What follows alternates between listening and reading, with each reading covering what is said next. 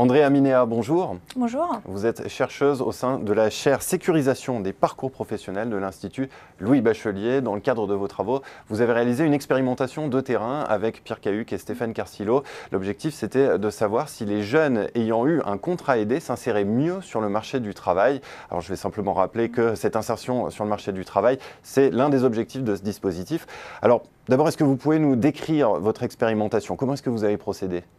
Alors, nous avons créé 12 profils de candidats fictifs qui se distinguaient uniquement par leur parcours professionnel précédent. Certains avaient été dans des contrats aidés auparavant, d'autres dans des contrats non subventionnés, dans le secteur marchand ou non marchand, ayant acquis ou non une formation certifiante. Nous avons envoyé ces CV à des offres réelles d'emploi de jardiniers, d'agents d'accueil en France métropolitaine. Au total, nous avons envoyé 5400 CV. Et nous avons choisi ces postes parce que le nombre de contrats aidés qui se retrouvent dans ces postes, en effet, il est très important. Par la suite, nous avons analysé le taux de rappel de la part des employeurs pour nos candidats fictifs en comparant ces taux de rappel en fonction des profils des candidats. Alors, quels sont les résultats que vous avez trouvés? Est-ce que les jeunes qui ont eu un contrat aidé s'insèrent effectivement mieux sur le marché du travail? Est-ce qu'ils sont davantage rappelés que les autres pour des entretiens? Globalement, le taux de rappel il est très faible, il se situe à 8%.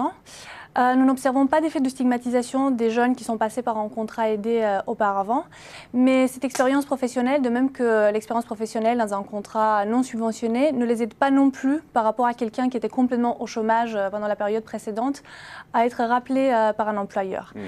Ce qui compte seulement, c'est que cette expérience professionnelle était accompagnée par une formation certifiante. Et d'ailleurs, le taux de rappel le plus important que l'on observe dans notre étude est le taux de rappel pour les jeunes qui étaient dans des contrats subventionnés dans le secteur non marchand et qui avaient bénéficié d'une formation certifiante. Alors ça, c'est assez intéressant. Comment est-ce que vous expliquez ce résultat? Ce résultat, on pense qu'il est lié à la manière dont la formation est valorisée par les employeurs. Comme je vous le suggérais déjà, l'effet de la formation il est plus important lorsqu'elle a été acquise dans le cadre d'un contrat aidé et encore plus lorsque ce contrat a été déroulé dans le secteur non marchand. Les employeurs doivent en effet considérer que la formation certifiante réalisée dans ce contexte, dans un contrat aidé, a été suivie et faite de manière beaucoup plus rigoureuse que dans un contrat, par exemple, non subventionné.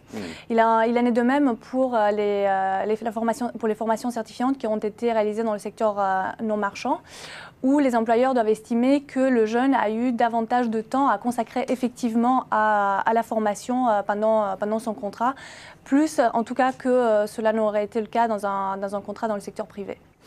Plus largement, quels sont les enseignements que l'on peut retirer de vos travaux en matière de politique de l'emploi pour les jeunes ? Alors généralement, nos résultats indiquent que toute mesure de soutien à l'emploi, que ce soit des créations de postes temporaires dans le secteur public ou des subventions à l'emploi dans le secteur privé, devrait être accompagnée d'un dispositif de formation et d'une certification des compétences pour les jeunes, en tout cas pour les jeunes qui auparavant étaient sans qualification. En plus, ce qu'on peut rajouter, c'est que l'effet de la formation que l'on observe, il est corrélé de manière négative avec le taux de chômage local. Donc en effet, dès que le taux de chômage il dépasse 9,3%, ce qui en 2016 était en dessous de la moyenne nationale du taux de chômage, nous observons que l'effet de la formation certifiante disparaît. Donc du coup, avoir bénéficié de cette formation certifiante n'aide plus les jeunes à être rappelés davantage par un employeur. Cela indique qu'en termes de politique d'emploi, tout dispositif de soutien à l'emploi devrait être également accompagné de dispositifs qui encouragent la mobilité géographique des jeunes pour les aider à se réinsérer sur le marché du travail. Eh bien, merci beaucoup, Andrea Minea, d'être venue nous présenter votre expérimentation et ses grandes conclusions. Merci encore. Merci.